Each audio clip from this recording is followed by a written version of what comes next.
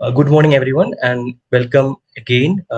Today's topic is research proposal design, which will cover how to develop a strong and compelling research proposal. And I'm Mahbub, and I'll be moderating today's session. So, before we begin, I would like to briefly introduce the two initiatives behind this series. First, Bahujan Scholars. The Bahujan Scholars is a non-profit registered or non-profit organization registered in the US. It is a network of graduates, students, faculties, and professionals outside India. The network's purpose is to support scholars from Bahujan communities, build networks, provide mentorship such as group and personal mentoring, and organize online events on academic and professional development topics. On the other hand, Kashf Initiative began through conversations and academic journeys of students from South Asia who realized that many of the foundational skills in the social sciences and humanities, such as reading critically, thinking methodologically, academic writing, etc., are often assumed rather than explicitly taught. It began with an intent to create a space where students and researchers could learn from one another, share their experiences and learnings, and make academic journeys more meaningful and less and little less isolating. And Kashf Initiative also recognized that these gaps are often more pronounced for students outside metropolitan centers and for those from historically marginalized backgrounds.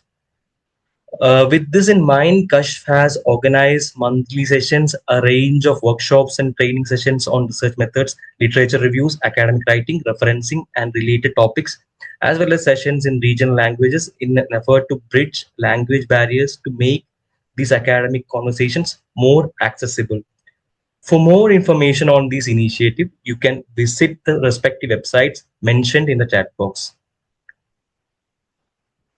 Uh, it is my pleasure to introduce our speaker for today's session, Sana Shah, a Felix Scholar and DPhil candidate in history at the University of Oxford. Sana's research explored the intersection of history, memory, and political identity in post-colonial societies, drawing on historiography, political theory, and archival research and oral history. Prior to Oxford, she completed an MPhil in political theory at the Jawaharlal Nehru University, New Delhi, where her work focused on questions of religious diversity and democratic governance. Alongside her research, Sana serves as a co-convener of the Transnational and Global History Seminars, the University of Oxford's oldest student-led history forum, and is a co-founder of the Kashf Initiative. With her experience in academic research and proposal development, we are delighted to have her lead today's session on research proposal design. Please join me in extending a very warm welcome to Sana Shah. And Sana, over to you. Thank you so much, Mary, for that lovely introduction and for introducing the initiative. Am I audible? Yes, you are. Yes, ma'am. Yeah, thank you so much. So I'm just gonna quickly share the screen and we'll get started right away. We don't want to, yeah. Um, Give me a second. Okay. So I hope the screen is visible to you. Yes, it is, Sana. It's visible. Yeah, perfect. So this is what the session is going to look like right now. We're just going to quickly dive in and discuss what is a research proposal. I am going to talk about the key components in a research proposal. How do we draft a research proposal? Step by step writing guide, which means we will go over every element um, which is important for uh, for research proposal. Um, and then some general tips for writing a strong proposal and some for the resources which might be helpful. Vidushi, meanwhile, you'll have to handle the waiting room. I can see already people waiting and so. I am already admitting them, Sana. Don't worry. Just go ahead. Yeah. Perfect. All right, perfect. Give me a second. I'm just going to control button. Yeah. All right. So to begin with, the first question which is in front of us, and this is important because this is what we're going to discuss about, is the what question. So when we think of a research proposal, the question that comes to mind, the very basic one is, what is a research proposal, right? And it's this question that we'll first try to tackle to understand the mandate, uh, the essentials of doing and writing a research proposal. Um, all right. A research proposal basically is an outline which allows you how do you plan your research, why it's significant, and how will you conduct it. Which means that for any work basically related to research, or if you're doing a PhD, if you're doing an MPhil, you'll be asked the first question is what is your topic, right? And how do you explain your topic? And in any committee meeting, it's important that you're very clearly able to tell people what your research is going to be about. So this is, think of it like a proposal, right? Like a pitch, wherein you summarize everything which is important to your research. Um, so therefore, research proposal outlines what you plan to research, why the topic that you're working on is significant, and how will you conduct it. So there is the what, why, and how for you in a line. The purpose is it's quite simple.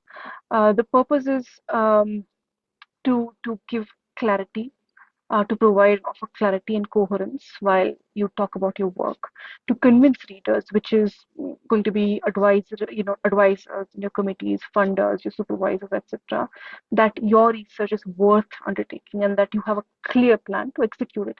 So basically, think of it, as I said, think of it like a pitch, um, um, and that you have to convince people why does your topic really matter. So there we are, your readers, your advisors, the committee, the peers um, that are going to look at your work, that are going to read your work, that are going to work with you in the future. Um, the committee that is to approve if your project is worth doing.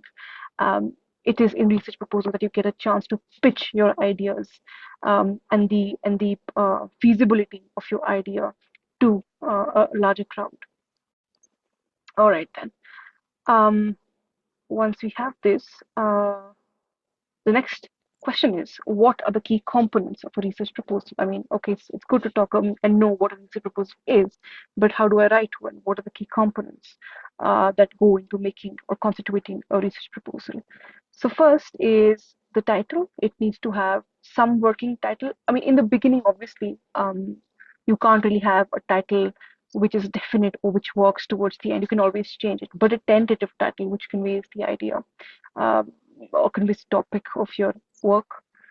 Then we have an introduction and a background of sorts. There's a statement of problem. You need to then have a literature review, not review, but overview, and we will come to that. You need to have a research question, a clearly defined research question, research objectives, followed by methodology, and then finally references. So while this is the larger sequence, overall tentative sequence, this is not a very, I mean, this is not the only way to do it. You can always shuffle between the subtitles, but this is a generally more acceptable conventional way of doing it. And just so that you can tick every box that you've got everything covered. So we've kind of divided the research proposal into these 8 components tentatively. All right. Now that I've kind of outlined the components for you, we will discuss each and every component in detail, and I'm more than welcome to have questions on every component. But how do we write one research proposal? The most important bit is to have some starting points, right? You can't. So first, you need to really know what you want to work on. You can't just start writing and start doing a research proposal out of nowhere, out of vacuum. The questions need to come from some source, right?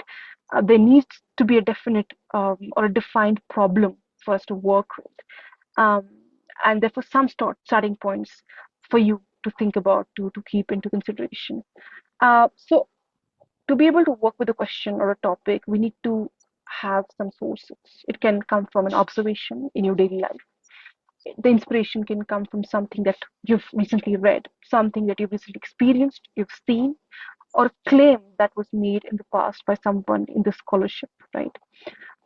Sometimes it can also be a hunch about something, right? I have an intuition that, this is how a film looks like, this is how a question might appear. So you pursue that hunch further, but you obviously you refine it from further reading, from further discussions. It can also be a policy issue that is pestering you and you want to work with, or any other condition that arises, right?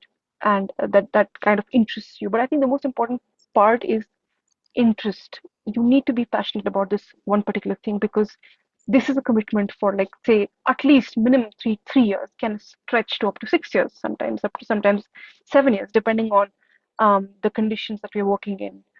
So this is a longer term commitment. So it's very important that the topic that you want to work with, you're clearly invested in it, because otherwise it's a very difficult journey. And the first bit to simplifying this journey is to identify a clearly researchable problem that you are clearly invested or interested in. And then we think about ways of pursuing that problem, or ways about thinking for that about that problem, which is essentially what your methodology will speak about. Then the question clearly in front of is the how question. How do I write a research? Fine, I found the research problem. There are ideas that I have in mind, but how do I really give those ideas a shape of a research proposal? So how do I write a research proposal? So you know what you want to study. You have some idea about why do you want to study it, but sometimes just because we know what we want to study does not really translate, or does not really mean that we know exactly how do we want to study it. So to be able to bridge that gap between your what, why, and how, there are some tips and some structures that we hope to unravel through this presentation. Three questions that you should always get ticked before you start. So, what do you plan to accomplish in your research or through your research? Why do you want to do it? And how are you going to do it? So, what do you want to accomplish? This is not something I can tell you. This depends on the breadth of your topic, how important it is to you, and what really do you want to achieve through that, right? Why do you want to do it? Again, this can be personal to each of us, right? My reasons and my motivation for pursuing a particular topic can come from my experience. I want to understand my condition better. I want to understand, say, how my state is doing, how my region is doing, what are the gaps, right? So these answers vary from person to person, and these are very personal as much as they're professional.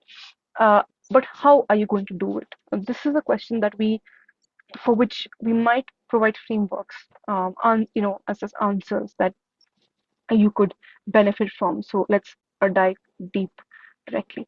So this is a step-by-step writing guide. Of course, this is a very safe um, writing guide. If you follow it bit by bit, you're going to be safe. You will have something which is called research proposal, but you're free and you're more than welcome to experiment with the writing forms. As I said, it varies from person to person. Okay then. Um, Give me a second, right? Yeah. So, draft a working title. The most important bit, I think, is to have a working title. You should always have a title that is. These are ideal scenarios. We might not always reach those ideal scenarios, but you should always at least try to have a title that is clear, concise, and informative. Uh, you might or might not have it. It can also be ambiguous, but always try to at least try to come or arrive at a clear, concise, and informative topic, which means that it should, in one go, in one read, indicate the focus of your study, right? So if I want to study urbanization, or its impact on local biodiversity, then my topic should convey it in the first go. A reader should not have problems second guessing what this topic is going to be about. So look at this title. The Impact of Urbanization on Local Biodiversity, a study of Indian metropolitan cities. So in the very first read, I know that this topic is about urbanization, its impact on local biodiversity, but what, where exactly? So in the second line, I specify it's particularly focused on Indian metropolitan cities. So local biodiversity related to Indian metropolitan cities is my focus, and there I'm going to understand the impact of urbanization. So all my variables are clearly outlined in this very title. So that's what I'm saying. It's very important that the working title speaks well to my focus. Next is the introduction.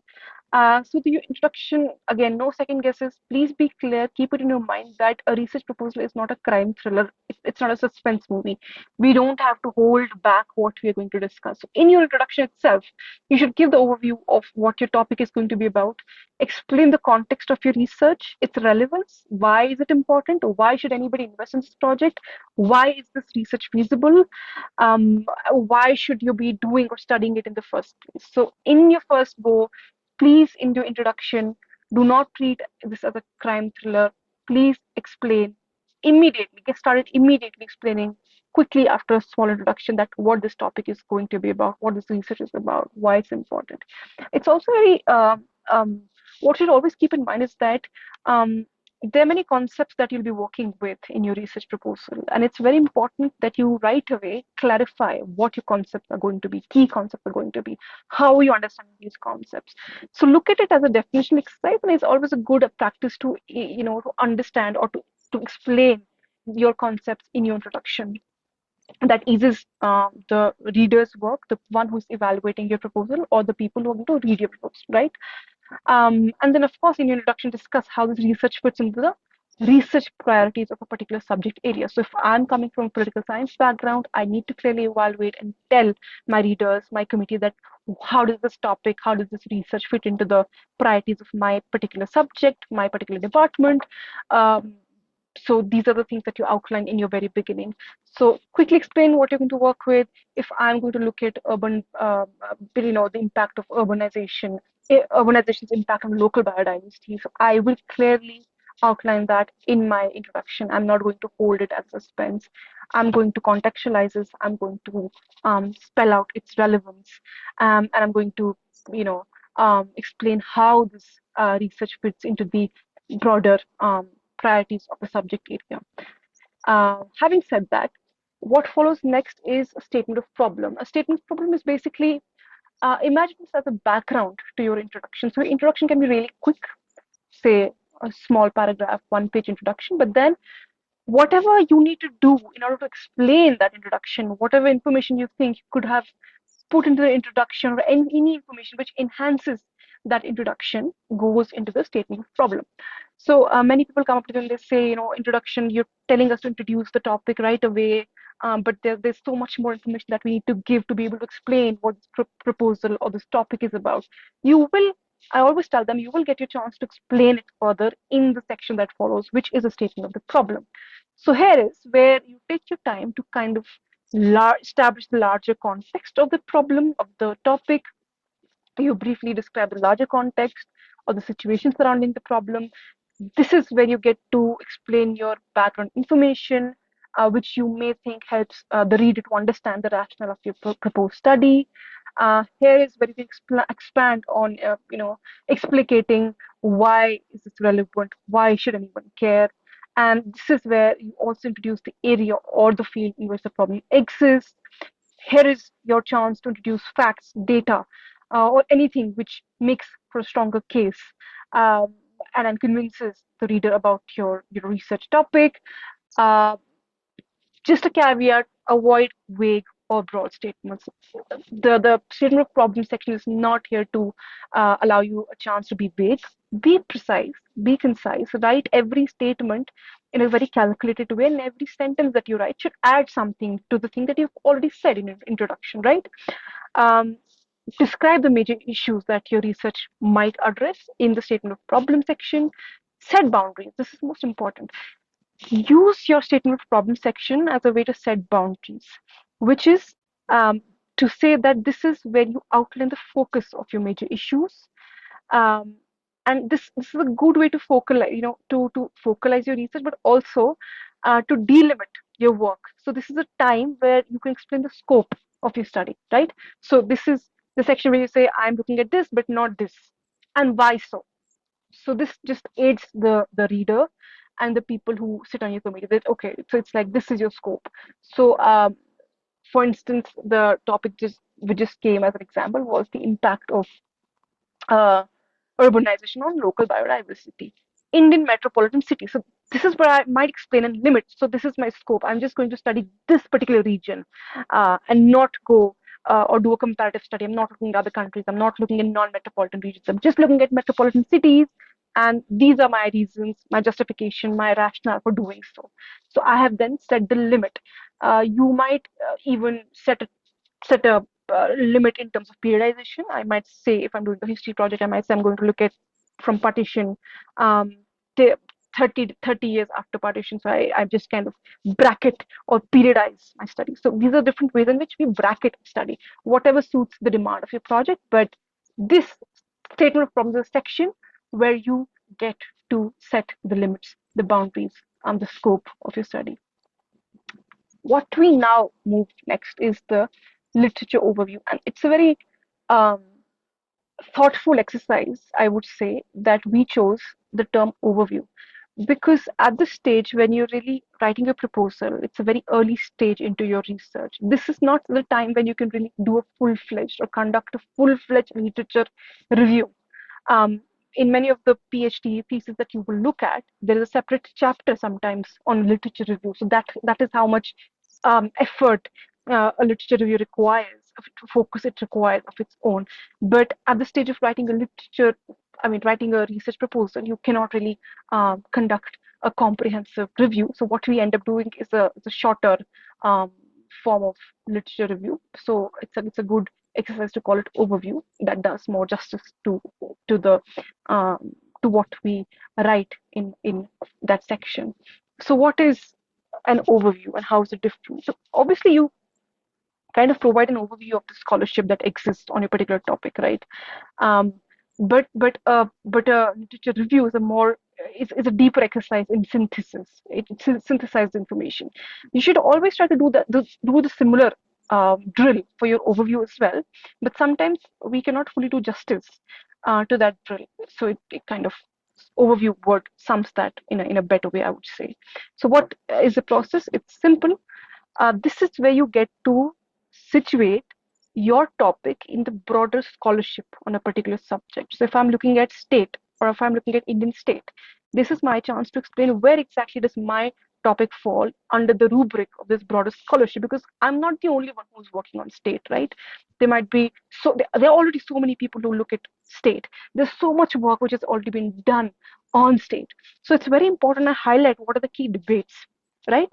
What are the key conversations? And in this large umbrella of conversations, of debates, where exactly does my work fit in?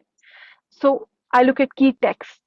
I might look at review papers, some recent publications, as to understand, so as to understand the debates, the conversations, the issues which concern a particular topic.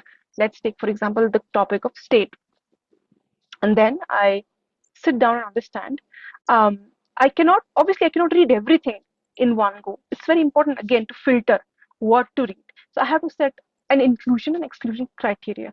So depending on the mandate of my topic, what exactly am I looking at, I decide what I can include and what I can exclude. So if I'm looking at Indian state, I might not then obviously read what has been read or written about other kinds of state. If I'm looking at a particular um, time period, then obviously I eliminate the work on state which comes from other time periods, right? So how do I set this? Then you search for literature through databases, journals, books. You can always sift through titles, and a title might sometimes tell you that this is relevant to your study. So you quickly read the abstract. If the abstract appeals to you, if you think it is relevant to your work, you shortlist it. You make a list of the text. And then there's certain text which might require you to read it in full. And I obviously make a list. So as into, like I demarcate what I should read in full, what I should read in half. Sometimes an abstract would do, sometimes you need to read full text, you need to extract key information, who are the authors, important authors, completely indispensable to a particular subject that you need to study, right? So there is a canon. What methods have they used? What findings have they arrived at? And then I organize this literature, these different scholarships, and I synthesize the findings. Now, what do I mean by synthesizing? I do not have to provide a summary. A literature review cannot be a summary.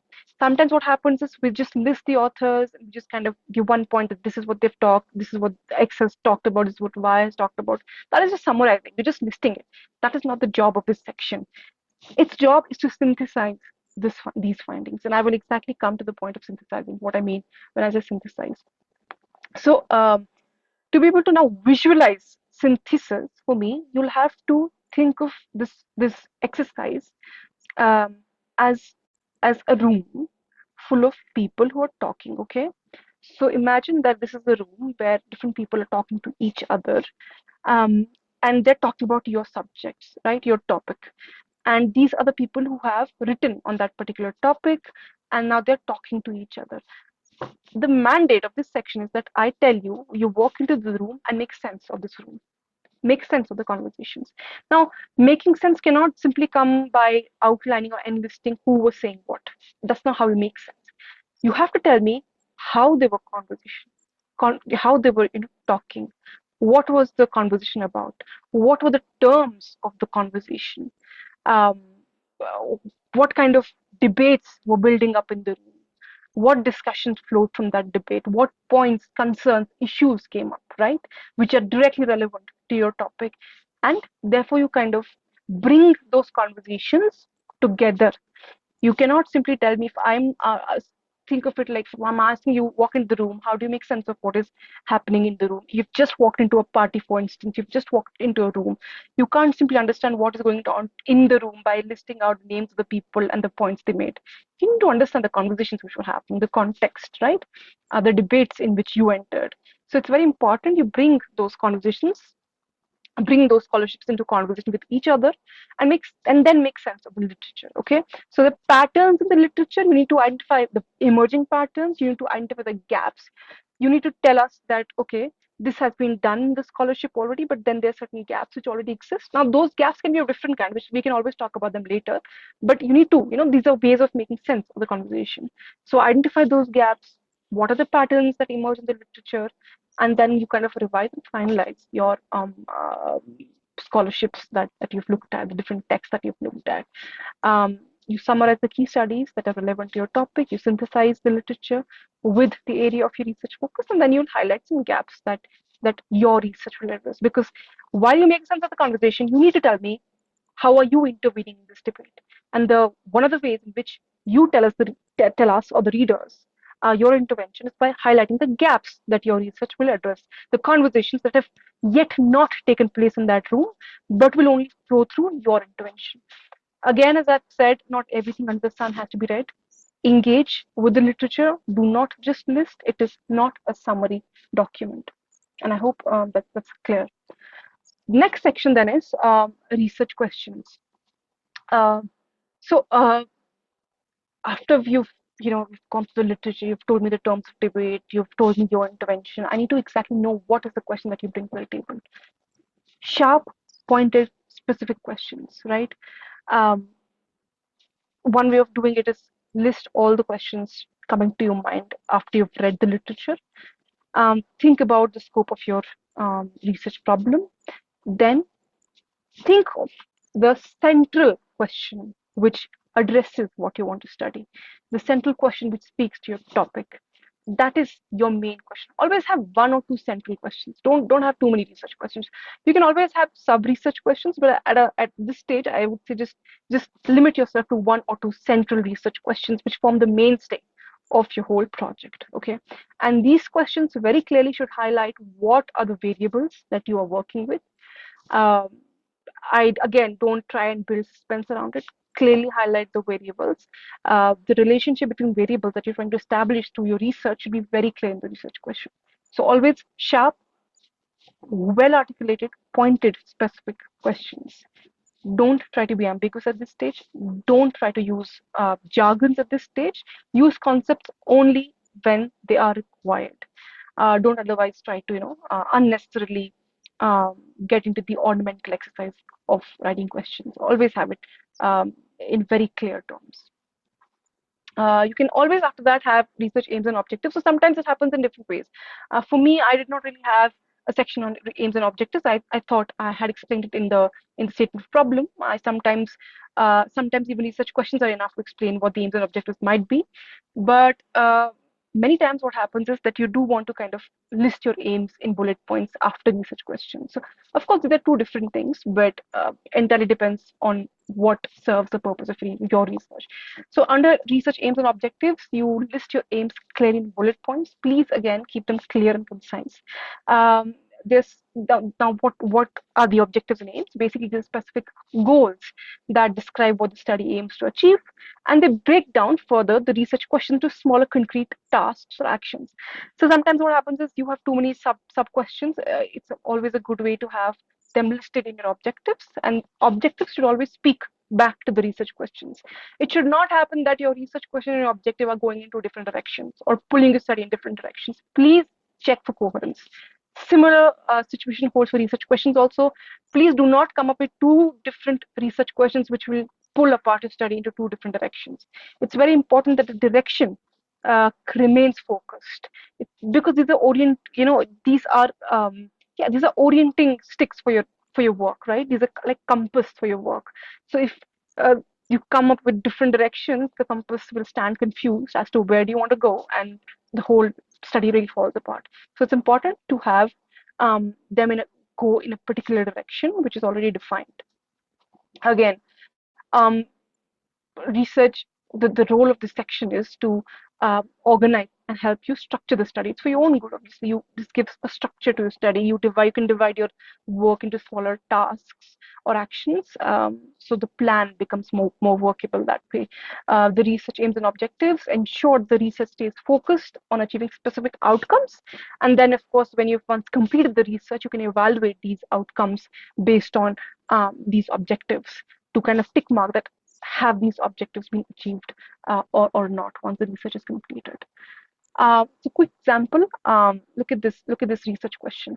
Are female-headed households in urban areas disproportionately affected by poverty relative to male-headed households, right?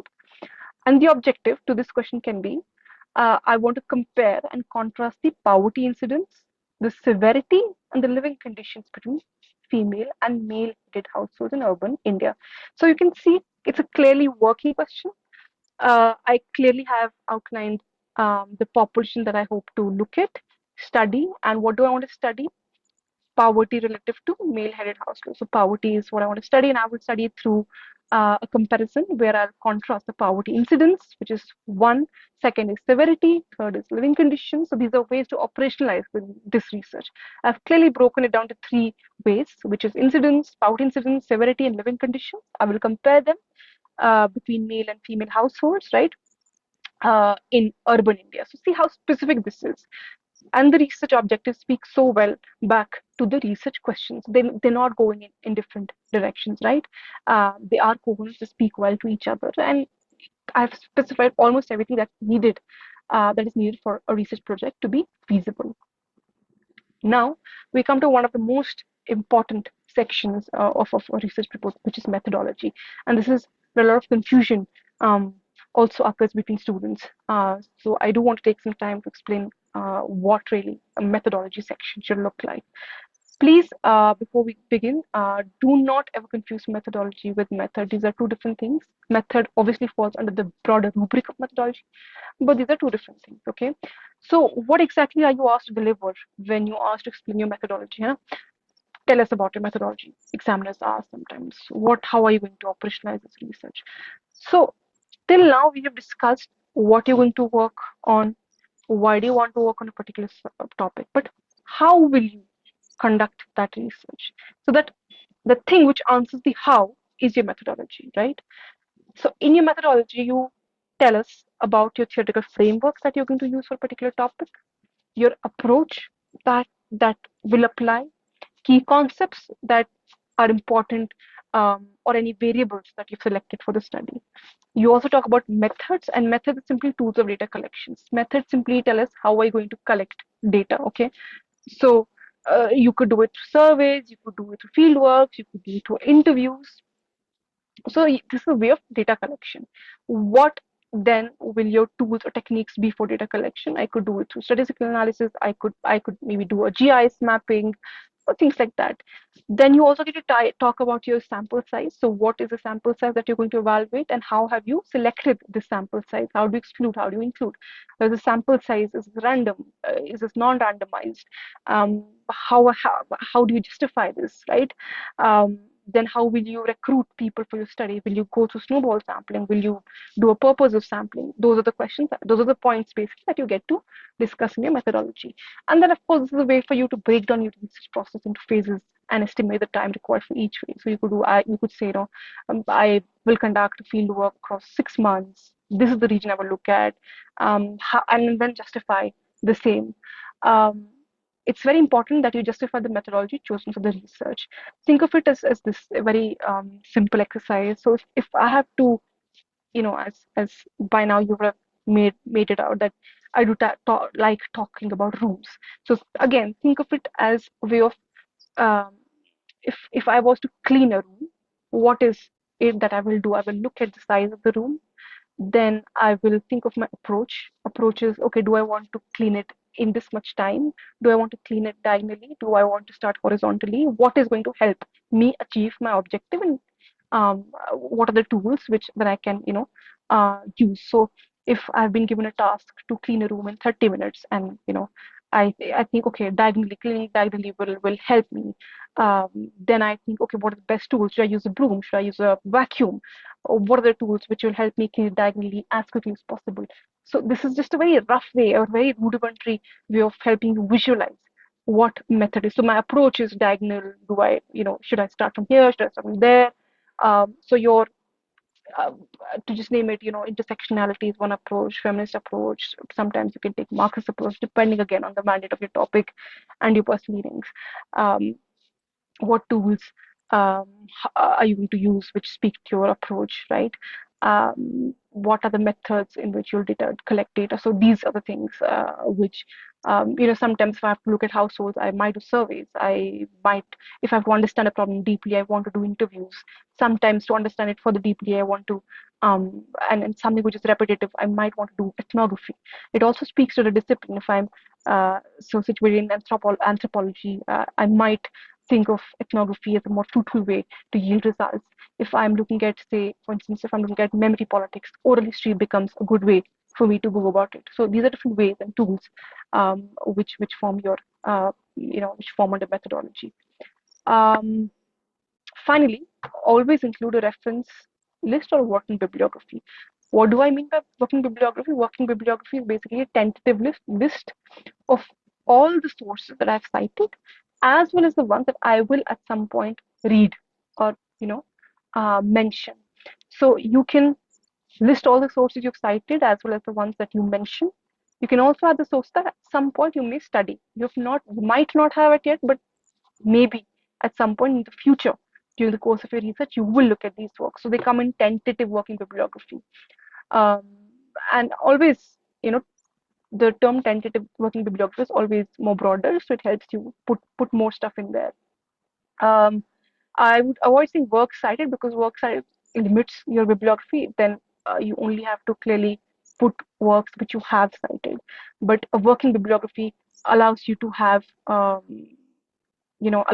more lists of sources which you might also consult at some point in future. Always use a consistent citation style. So if you've started using APA or Chicago, please stick to that uniformly. Do not shift between different citation styles in the middle of your research. Whatever you use consistently, use uniformly. Some ethics. This is, again, you might have a section on ethics, but you can also have this. You can also subsume the ethics section in your methodology. It's always a very good practice to reflect on your own positionality via a particular topic, via a particular research. If you're looking at interviews, how are you going to, for us, it's always important to protect the people we work with, right? I don't like to call them subjects of our research. Those are not mere data points. We essentially, social sciences, deal with human beings, societies, a social order, political order, and it's very important to assign due respect to each and every individual that we work with, right? So that's why I particularly have a problem calling them subjects. I won't call them that. These are essentially people who equally partake in your research work. These are people you work with, and there's sometimes there's a clear power dynamics. If there's one, please mention it. It's important to protect your researchers. It's also important to protect the people who you work with. So while your own security and safety is important, it's either their safety, their privacy is equally relevant and important. So please do mention how are you going to protect whatever data they share with you. Are you going to do it through informed consent? Are you going to offer confidentiality? Are you going to anonymize their names? Are you going to pseudonymize their names? Have they given prior consent to this kind of work? So every university has a research framework that you stick to, an ethical framework that you need to stick to, and it's very important that you show practically how have you stuck, or how have you upheld that framework in your own work, in your own research, through your own research. How have you built that rapport with them? So methodology is a good section for you to inform and flag these issues, but you can also have a separate section on ethics, which outlines any ethical issue that you might be dealing and how are you going to um, uh, you know uh, veer through those ethical situations in your research. So you can always have a separate section on that. That's not a problem. In fact, it's a good practice. Some general tips for writing a research, writing a strong research proposal. Um, be clear and concise. I've been repeating this. I keep repeating this again. It's very important that you be clear and concise. Avoid jargons, unnecessary terms. We don't need unnecessary ornamentation. Make the work easier for yourself and for the readers. So avoid jargons. Avoid long-winded sentences. Always look at the length of the sentence. If it's a longer sentence and can be broken down into two or three, please go ahead, break it down further. Focus on your significance. It is very important that you duly emphasize the importance of your research in filling a particular gap or in solving the problem. Not all research necessarily addresses a big gap. Even in addition to a scholarship or application of the research which already has been done in a different context is enough in itself. So of course, don't look for wide gaps. And if there are no gaps, you're always adding to a scholarship, and that's enough mandate for you to justify the work you're doing. Use subheadings. It makes a proposal more clear. So make your proposal easy to navigate by organizing it into sections with clear subheadings. Seek feedback. Share your draft with peers or mentors who are working in your field. You might have a tentative supervisor in your mind. You might have teachers. You might have good friends. You can always, share your draft, ask for their feedback. Whole process of research really at the end is about sharing your ideas with each other and arriving at something which is tenable, arriving at something which is feasible. First draft is not the final draft. In fact, take it written from me now that I'm in the stage of submitting my thesis. Even the draft that you think is a final draft is not the final draft. You'll always keep revising it. There'll be enough chances for you to rework your proposal as you go ahead. These are some of the further resources. You can always download these guides. So the website, you can always find this PPT on our website as well, and we have elaborate resources so you can always click and these are different universities which have put up different proposal guides, literature review guidelines. So you can always at length look at these links and then sit to write your proposals. You can also take a screenshot right now if you like. So before we close this, there is this tool called Zotero. Uh, Technology has come a long way, so you don't have to do manual referencing. It's always a good idea to learn manual referencing, but I would urge you to learn this tool called Zotero. It um, uh, really automates the referencing process for you, and you can always save references lifelong. So you'll not have to keep adding it. It just saves it through different identifiers, and then even in future when you're not just doing a PhD but writing a paper, you can always recall those references by simple keywords. And this is how it looks like. Kashf has already done a session on Zotero. Please go to our YouTube channels. If you don't like, if you don't like at length, there's smaller videos on YouTube as well. Not by Kashf, but by other channels, other platforms too. So there's enough resources, which is to say there's enough resources which suits your time limits as well. So if you don't want to look at a longer video, there are shorter videos as well, which can, the tutorials which can help you understand how this is done. But do yourself a favor. I promise you and assure you'll be thanking yourself for life if you learn tools like Zotero. There are other tools also like the Mendeley, there's RefNote, but we've worked with Zotero and I think it's really hands-on. I did all my referencing using Zotero, and it's worth your time. So save time. This is one way to ease your work. This is a shorter dialog box where you can recall the references, makes it easier. So that's all I think right now from my end, but I'm more than happy to take questions. So if there are questions, I think this is the time where you can Uh, ask. Before we Over. begin the Q&A session, thank you to our speaker for that insightful session, and we would love to hear your questions now. Uh, so raise your hands or put your questions in the chat box. Uh, so uh, Also, please remember, no question is too small or basic. If you're thinking of it, someone else is also thinking of it. Please feel free to ask any questions or clarify or clarification for your doubts. Or you can also DM to us if you don't want to ask it publicly. So just it's open for Q&A. Yeah, there's no question as which is a stupid question or silly question. Please feel free. This is the time you learn. And if any of you is writing proposal stage, I'm more than happy to answer your questions.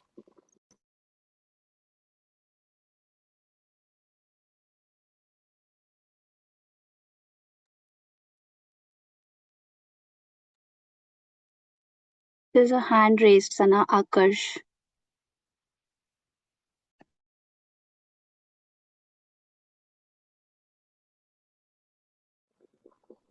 Akash, please ask your question. Go ahead.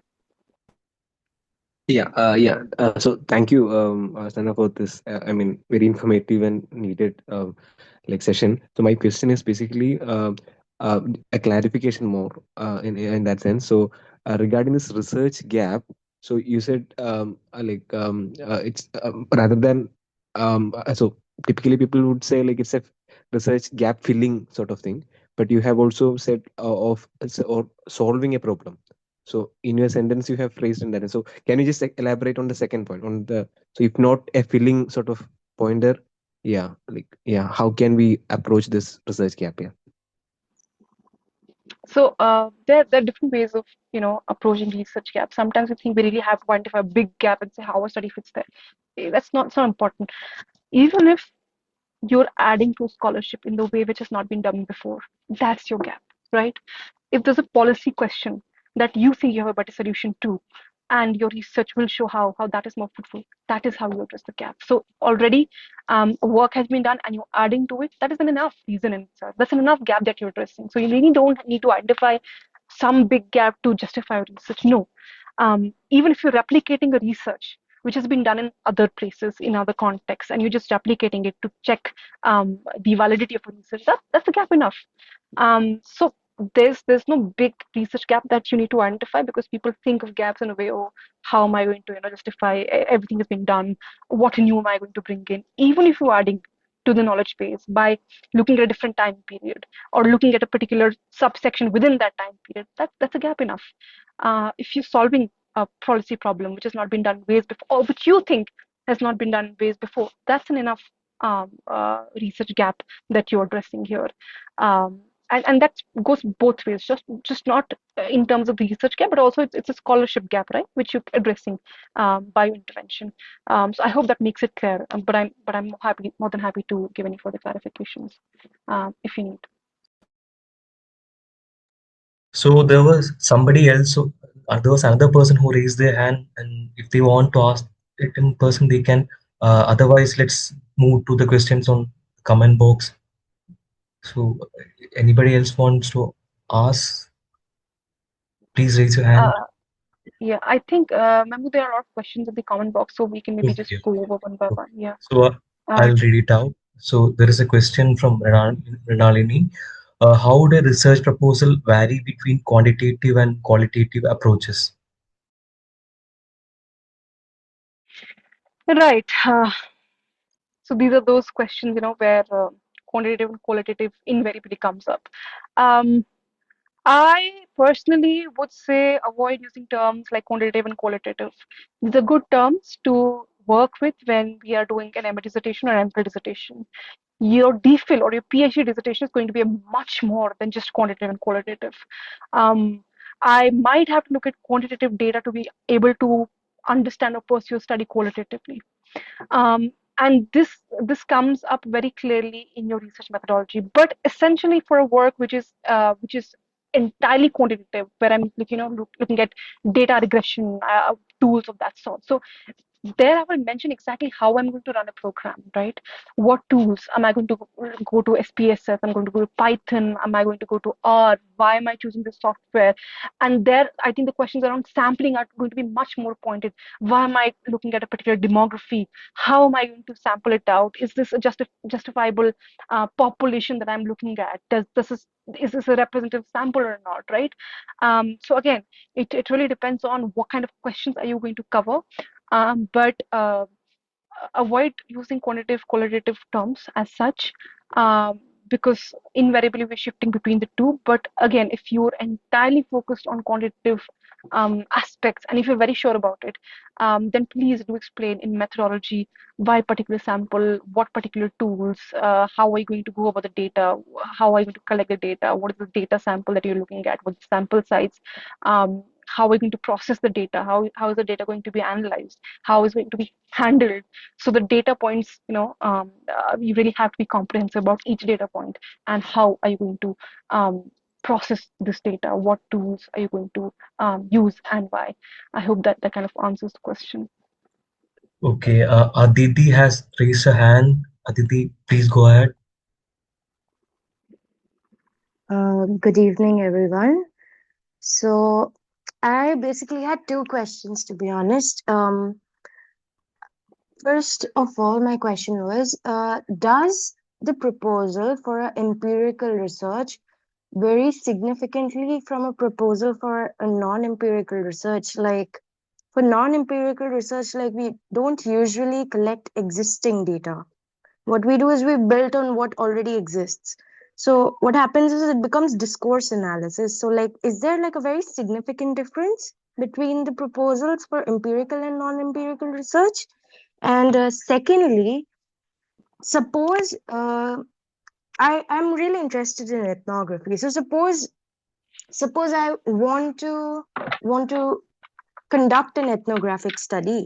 So, will I have like a section on positionality within my methodology section in my research proposal? Or should I directly have a section about positionality in, if I get accepted for a PhD program, then in my thesis? Should I include it in the proposal? Like, because the word count, then it exceeds and then it becomes too long. So, these were the two questions I had. Yeah, I would take the second one first, and I would say it's always a good idea to have one line, at least maybe one line on positionality if it's not, um, yeah, if it kind of fits within the word limit. But again, that depends on what kind of research it is. Sometimes the question of positionality becomes indispensable. The power dynamic sometimes is too stark, right? And it cannot be ignored. Then you need to mention it in your proposal, that this is the position I come from, or how does this relate to your work. And when we say word limit, most of the time universities are not very. Um, Sometimes they do allow some flexibility, say 100 to 200 words. You can always go over. You can 200 words less, 200 words more. That's fine. Um, but if it's completely indispensable to the project, maybe just add one line. Say why does this, and your positionality does not essentially need to just be in your methodology section. Sometimes that's a very motivation why you're studying it, right? So you can always, even in introduction or shaping problem, while you're highlighting your motivation for your project, drop a line about how your positionality informs this project. So that's one way of doing it. The other is the difference between empirical and non-empirical. I don't know what that would mean, empirical and non-empirical. I'm still thinking, but the way maybe that you understand is uh, it's to do with data collection. You go out in the field, you're collecting data, and it's important for the data sample to be able to conduct that research to verify its validity, its credibility, etc. But the proposal, the structure of the proposal does not really differ. It's just that the detailing would vary depending on how deeper you go into a particular topic, how much samples, data is needed. You just go deeper into the nitty-gritties of your data collection method, right?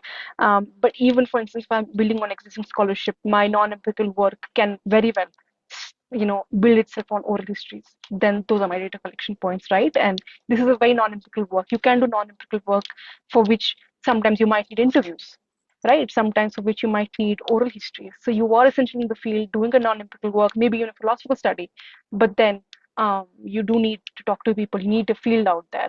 So the structure does not really vary. It's just the difference in degrees in what in the things that you need to add into different sections that would vary, but the structure essentially is the same. I hope that answers your question. I think the more hands. Thank you so much. Could I please ask one follow-up, if Sure, go ahead. time allows? Um, Usually, like I heard that the word limit for a research proposal is very restrictive, but like there are so many things that we need to mention in a research proposal. So how do we actually like write all of it in such a constrictive way without, missing out on the nuances? Because like I just looked it up and then I saw like it's just a couple of hundred words. How are we supposed to write so many things without like missing out on the nuances? No research proposal will ever say, no university is ever going to ask you to submit a research proposal in a couple of hundred words. What they're asking, if it's like a 200 words, is then a research statement, which is supposed to be a very short abstract of your research proposal. Only that can really come into a couple of hundred words. Usually, a research proposal will safely range between 1,000 to 2,000 words. That's a doable limit. When I was writing one for Oxford, even at JNU for my MPhil, we did it in 1,500 to 2,000 words. That's fine. I think those are like 4 to 5 pages, and you can really divide your, introduction can be 200 words, 300 words of statement of subject, then maybe 200 to 300 words of literature or the scholarship. Sometimes I even integrate statement of subject with my literature. So it kind of talks to each other in one section, and then maybe a central research question and then methodology. So I think it's very doable in 2,000, under 2,000 words. Every university has its particular guidelines. Please do look it up. And mostly universities are flexible. You can always go up, maybe say 200 words less, 200 words more. That should be fine. But obviously, please don't overdo it. So if somebody is saying 200 words, what they're asking to is just the pitch, just the abstract of that research proposal, where you essentially just all you can do is really talk about your research question in a very quick cursory way. So yeah, uh, that's what I would say to that. Thank you Shall so we hear much, from ma'am. Thank you Shall we so hear much. from Adil? Good evening, ma'am. Adil, Am I audible? yes, you are. Um, First of all, thank you, ma'am, for explaining this research phenomena in just 40 minutes. And my question is about framing a research topic. So, well, framing a topic of a research topic. So, we will make on the basis of the concepts, indicators, variables, and values. So, I am facing a bit difficult while framing the research topic. So could you please demonstrate how we have to frame a research topic? So as I said, it entirely depends on what you want to pursue. There's no guideline to this, right? There's no manual which comes. It depends from person to person, but you need to first identify what problem are you interested in, and then specify it further. Yeah, the whole process of research is like funnel. So you start reading, looking at, observing the world, reading on it, and then you keep narrowing it down to a thing until the work becomes tenable. Do you think it's doable? What's important is for all of you to remember is it's a project that you'll be doing in 3 to 4 years. So always select a project which you think, a question which you think is doable in 3 to 4 years. So that's one of the most important criteria. The other is what is interesting, right? So you can say it's a very broad thing, a very broad field that you have in mind. Good. Read further on it. See what studies have been conducted. See what questions. It's always a good practice to read people and see how they're framing the research questions. What you essentially have to do it is that you have to indicate the relationship between different variables in your research question, and forget the word variable. Simply state what you're trying to study. What is the how do you study a question? How basically what topic are you trying to study? Try to put that in a question. If somebody was tomorrow going to ask you what you're going to study, what is the question that they will pose to you, right? How will this study be asked in a question form? So start thinking on the lines of um, formulating questions. Always a good idea. If you know what you are interested in, please read more on it. See how scholars are framing their questions. That will give you a great idea in terms of how you want to frame your question. So read more on a particular subject. Just for basic terms, can you just tell me like have you um, already shortlisted a particular subject or a topic? What stage are you at? Uh, so I I have choose a topic about a migration, ma'am. It's a my focus is on Right, migration. Uh, right. Perfect. the South Indians to Southwest Asia. Okay, so that's your question. So you could be studying different migration patterns. You could be studying what is influencing migration. You could be studying the underlying factors that are involved in migration from one place to another. So you could also study patterns that emerge from migration, right? So that's your question then. What are the patterns that emerge in migration of X to Y in this particular area? That's your question. It's as simple as that. So Okay, depending thank on you, ma'am. what exactly are you interested in migration, that becomes your question. So X, Y, X to Z or X to Y migration, which population are you looking at? And what exactly in migration are you studying? That becomes your question. Thank you, So ma'am. let's Thank you for your answer. okay, let's move to questions on the comment box. So Niranjan is asking you to explain a bit more about literature review part. Right. What I would say is, Vidushi, if you're with us on the call, please put a link. We have done, I think, a session on literature review. Kash keeps doing session on these things, and we've covered this in more detail on our YouTube in one of the sessions. You can always go and watch it.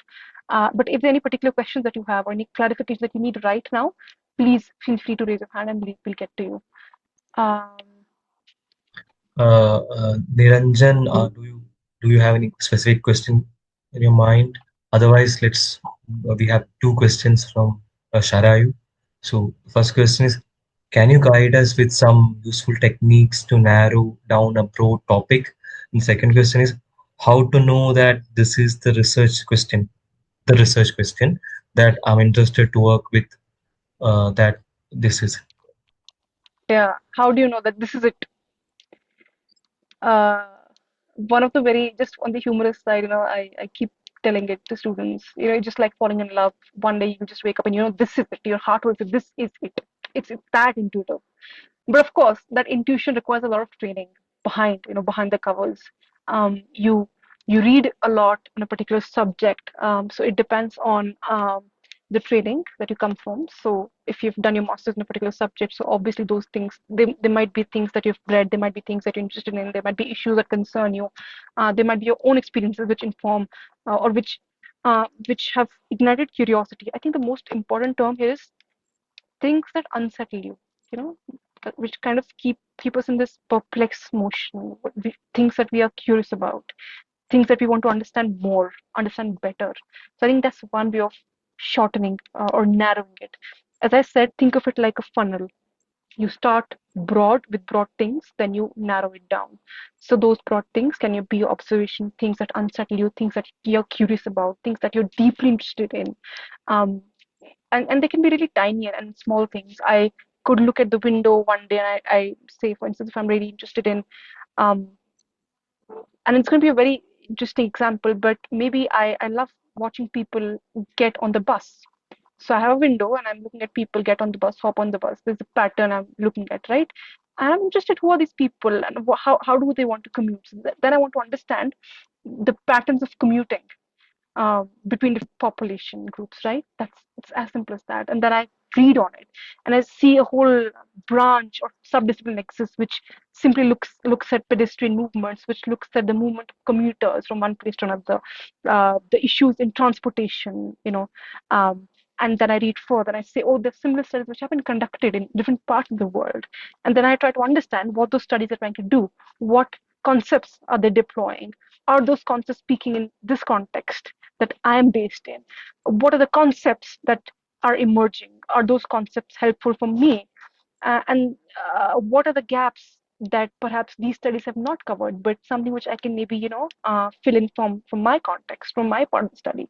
Um, and then the direction which I want to study. Do I want to start to go into a policy direction, which might help people who are in transportation department to devise better ways of commute, maybe devise better ways of travel, make things easy for people.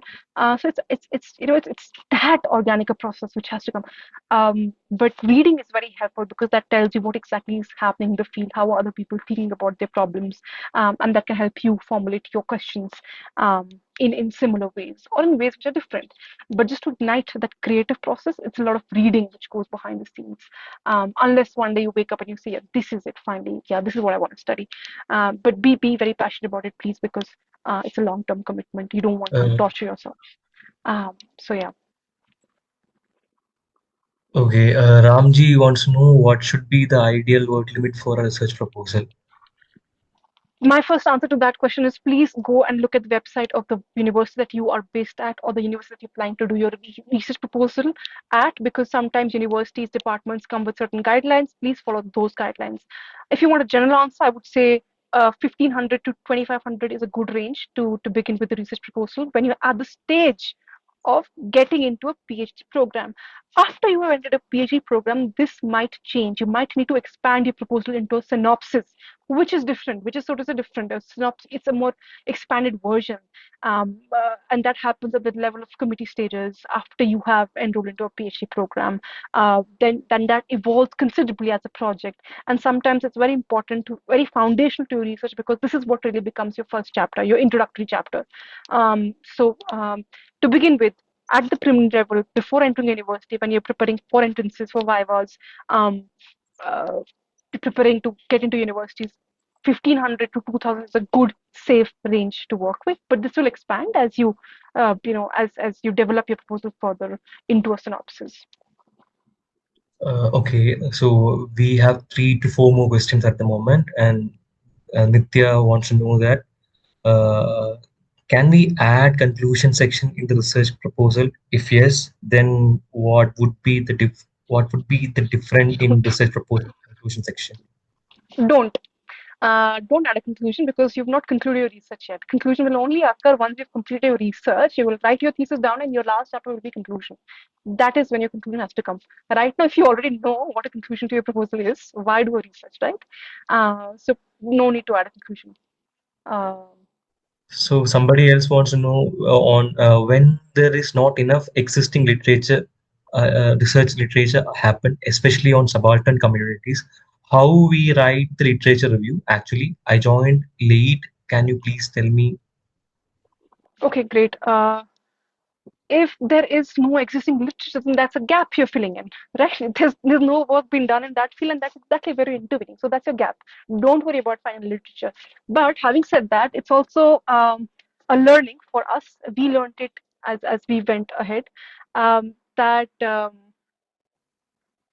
you'll be surprised in the field. You think no work has been done on this particular subject, but sometimes what happens is that we have not reached that work yet. Work has been done, but we are far from reaching that literature. So some or the other study would have been done. Uh, we have come across existing literature in fields that we thought initially um, there would be no literature. But then once we started digging deeper, it did not stop.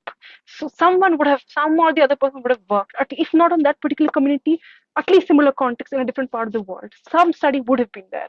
A good way to find this is go to Google Scholar. uh, in the Google Scholar, there's a panel on the left side of the screen, and there is this term called review articles. Always click on that review article and then search your query. or the keywords in the search panel of the Google Scholar. That gives you review articles, which means already papers which summarize existing researches done on that particular subject. Have a look at that, those review articles, and something or the other would have, in a different context, in similar situation. Because see, human civilizations have been continuing for a long time, right? A lot of work has already been done. And we like to think that our intervention is unique. We like to think that that our problems are unique, but they're not. In some part of the world, in some section, uh, similar conditions exist, similar problems exist, and people have worked on that. So it's a matter of time you land your hand on those papers, those readings. There might not be a lot of work, but some to give you a working idea to begin with would have been there. And if there's no absolutely no literature, then that's your gap, which is entirely fine. That is the gap you're intervening in. Um, and you can always then draw on a broader scholarship. So for instance, if it's a subaltern community, particular subaltern community, no work has been done, but there is some work which exists on subaltern scholarship, so you can always draw on that literature, right? There has been a lot of work which is on subaltern politics, subaltern scholarship. You can always draw on that and see how, then kind of trace a sequence of how that scholarship has evolved, and where then are you going to place yourself, the intervention that you're going to do. So you can get as particular as you want to, and you can keep it as broad as you want to, depending on how much has been researched prior on a particular subject. I hope that answers the question. Give me 2 minutes. I'm just going to turn on the lights because it's getting dark here. You can read Yes, the yes. question till then. Yeah. Okay. Mehboob, just a minute before you read the question, I just want to say that I have tagged the sessions and the resources for both literature review and finding academic literature, because those questions are coming up. So always you can all go and have a look at those previous recordings and the resources on our website to help you with this. Yeah. Thank you. Please go. Okay, so we got two more questions, and it's from Sanathan. In statement of problem sections, what we exactly highlight? Shall I write this section in a question format with scholarly engagement? No. So statement of problem is not in a question format. If you have to write a question, I have already told you there's a separate section called questions, research questions. That is where you talk in a question format. Statement of problem or statement of subject is simply an expansive section where you consolidate the points you made in the objective, sorry, in the introduction. So you basically expand on the introduction. Whatever you could not say in the introduction, you expand and you talk it out in your statement of subject, basically. So what you get to do in the statement of subject is more explaining, right? You can use data, statistics, already existing scholarship to make your point, which is completely fine. So look at that section as one which expands your introduction, and that's why it follows the introduction, because it's a very logical movement, right? You've introduced something and then you want to say more about it. Please use statement of subject to do that. So I hope so. If you want to build more context, if you want to give more background to a problem, and you want to emphasize your point through data, um, uh, through stats, this is the section where you do it. I hope that answers the question.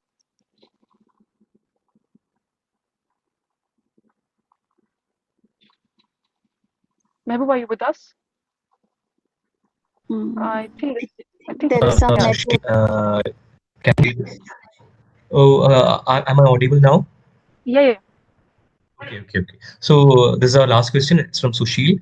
Can you talk briefly on mentioning primary sources in a history research proposal? Is it mandatory to emphasize while writing a proposal? Um, a primary source would be important if it's relevant to my works. If I'm looking at a particular manuscript, right? If my historical work is in a particular manuscript, then I need to, of course, talk about that manuscript. It is my primary, not just my primary source, but also my primary site of study. So then I will mention it. I am doing a PhD in history. I cannot recall any primary source that I mentioned in my proposal, which is completely fine. But if I had to do it the other way around, I perhaps would have, because now that I think of it, a good way to, before you start writing a research proposal on history particularly, is if you have certain archives in mind, certain field um, that you want to look at in mind. A good way is always to do a pilot first. So if I had to do it the second time around, I would perhaps go to the archives, do a quick pilot, see what sources are there, and if there are particular primary sources which I think would aid my case, would help make it more convincing, I would have mentioned those in my sources. But it's not mandatory. It just enhances and makes the work more convincing. Perhaps in the second, if I had to do it another time, I would have done a pilot first and then looked at the primary sources and then mentioned it. But it's not essential. It's not mandatory. So yeah, but if you're working on a manuscript, if you're working on something which requires primary source material, entirely depends on what you're working on, then definitely do mention it. We don't have any more questions. Um, If somebody yeah, I wants think to, perhaps we could just so wait 2 more minutes, see if there are any further oh, questions. sure. Yeah. So yeah. If there are any follow-ups, clarification, or further questions, please feel free to raise your hand or put it in the chat box. Meanwhile, I think Vidushi has dropped important information in the chat box, so you can always have a look at that.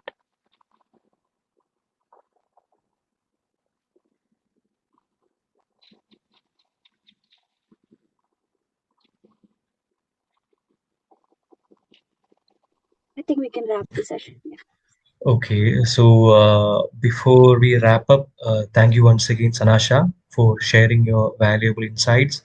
Thank you to all of you for being here today.